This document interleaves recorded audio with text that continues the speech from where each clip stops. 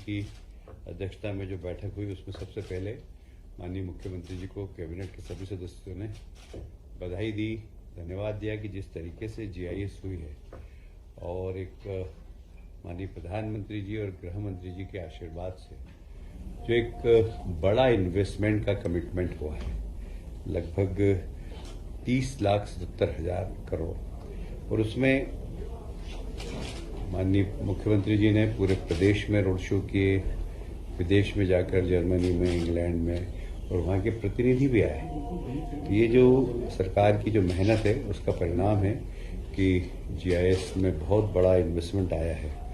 उद्योग विभाग ने लगभग 12 करोड़ 2 लाख का है, नवीनीकरण में 5 करोड़ 72 लाख का है, खनन एवं खनिज में 3 करोड़ 22 लाख, सॉरी मैं गलत बोल के 3 लाख।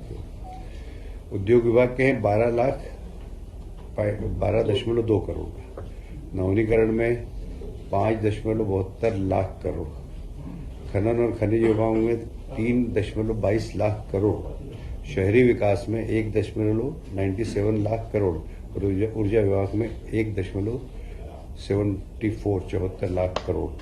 इस प्रकार कुल प्रस्ताव पास हुए थे और ये धरातल पर उतरे हैं।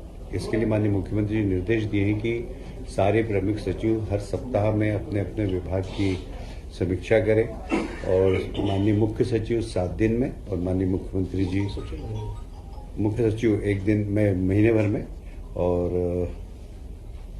माननीय मुख्यमंत्री जी 2 माह में इसकी समीक्षा करेंगे। हमारी कोशिश होगी कि इसमें 100% जितने भी एमओयू हुए वो धरातल पर उतरे। इसमें हमारी संभावना ये है कि लगभग इसमें 21 लाख से ज़्यादा रोजगार मध्य प्रदेश के नौजवानों को मिलेंगे। एक बहुत ही महत्वपूर्ण निर्णय आप जानते हैं कि भारतीय जनता पार्टी ने अपने संकल्प पत्र में घोषणा की थी कि हम किसानों को 2700 रुपये प्रति क्विंटल एमएसपी पर गेहूं खरीदेंगे। हम उसके करीब पहुंचते जा रहे हैं। इस बार कैबिनेट ने निर्णय लिया है कि किसानों का गेहूं हम 2600 रुपये प्रति क्विंटल पर उपार्जन करेंगे।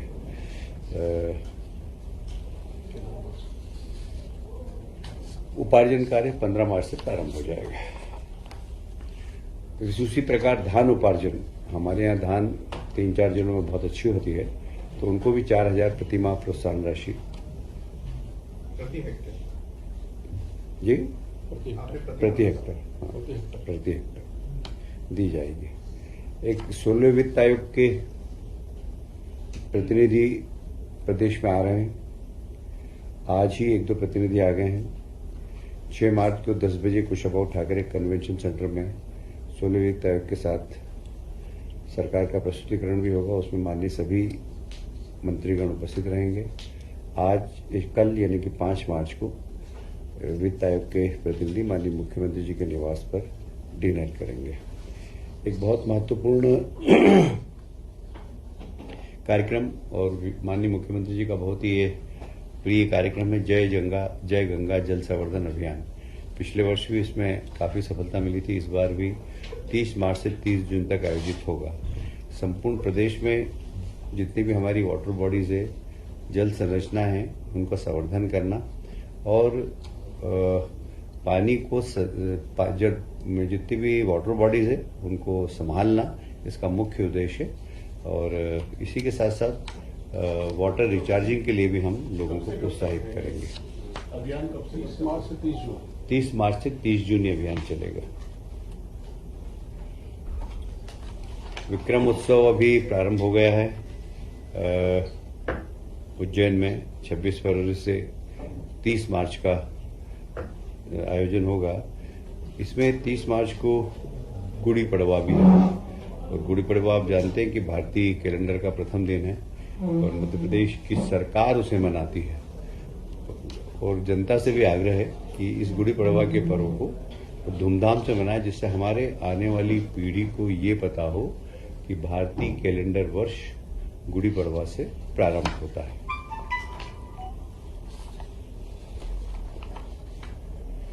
आप सब जानते हैं कि जैसे माननीय मुख्यमंत्री जी ने शपथ ली थी, वैसे ही 1 महीने तक किसानों के सीमांकन पटांकन के कार्यक्रम एक अभियान की तरह चलाए थे। अब इसको पूरे को डिजिटलाइजेशन कर रहे हैं और इसीलिए आज इस प्रस्ताव को मंजूरी दी है डिजिटलाइजेशन को। इसमें 138.41 करोड़ रुपए का प्रावधान है। हम इसमें खुली निविदा आमंत्रित करेंगे और पूरे प्रदेश में जितनी भी किसानों की जमीन है या कोई सी भी जमीन है उसका डाटा कलेक्शन कर लेंगे। हमने जिले बनाए हैं, छिंदवाड़ा से हटाकर पांडुर्ना। अब पांडुर्ना में वन विभाग का एक नया मंडल प्रारंभ कर रहे हैं, इसकी भी आज कैबिनेट ने स्वीकृति प्रदान की है।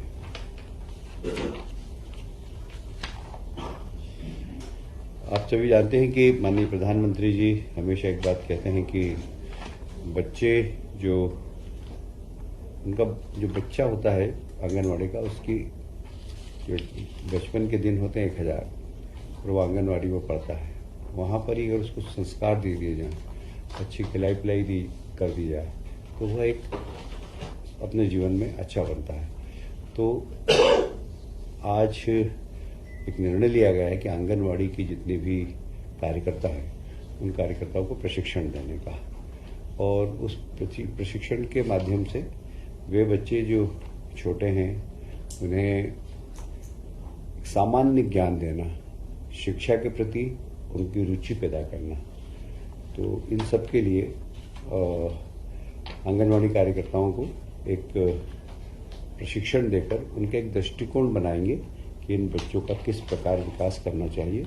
क्योंकि आंगनवाड़ी कार्यकर्ता उसको एक सरकारी नौकरी की तरह नहीं करे, इस प्रकार करे कि हमारे बच्चे हैं और हमें इन्हें संस्कार देना और हमें शिक्षा के प्रति आकर्षित भी करना है। तो वहाँ पर बच्चों के जो छोटे छोटे खेल होते हैं वो भी, और यह केंद्र प्रवर्तित आंगनवाड़ी पोषण 2.0 योजना के अंतर्गत पोषण भी और पढ़ाई भी,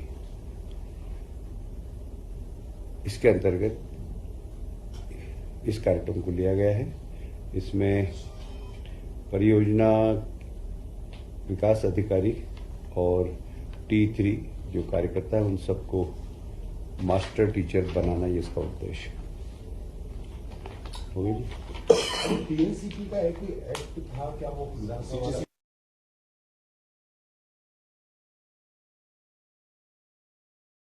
था कि प्लानिंग एरिया के अंदर आईडीए और नगर या प्लानिंग एरिया के बाहर साडा, ये दोनों को ही अधिकार थे कि वे वहाँ पर निवेश कर सकें। पर अब कोई भी शासकीय विभाग प्लानिंग एरिया के बाहर भी निवेश कर सकेगा और प्लानिंग बनाकर और राज्य सरकार के पास लाएगा, शासन उन्हें अनुमति प्रदान करेगी। तो अब जैसे विकास प्राधिकरण या साडा ही नहीं, चाहे आरडीसी चाहेगा तो हम उसको भी अधिकार देंगे। औद्योगिक डेवलपमेंट, इंडस्ट्रियल डेवलपमेंट क्या है वो एमपीआरडीसी, वो अगर चाहेगा कहीं पर तो हम उनको भी परमिशन देंगे। पर छोटे प्रोजेक्ट नहीं, बड़े प्रोजेक्ट, कम से कम 500 करोड़ के प्रोजेक्ट हों कम से कम, तो वो अनुमति मांगेंगे तो हम उनको ये निवेश करने का अधिकार देंगे। सीपीए भी विलय किया गया था शिवराज की सरकार में, फिर अभी मोहन जी ने कहा था कि सीपीए को हम अलग कर देंगे। आपके विभाग का ही सीपीए पीडब्ल्यूडी में विलय हो गया, अब उसको फिर मोहन यादव जी ने कहा था कि इसको हम फिर से अलग करें। माननीय मुख्यमंत्री जी ने कहा उसकी प्रक्रिया चल रही है। सेकंड सप्लीमेंट्री भी होगी। अच्छा, बजट बजट के बारे में टिप्पणी करना उचित नहीं।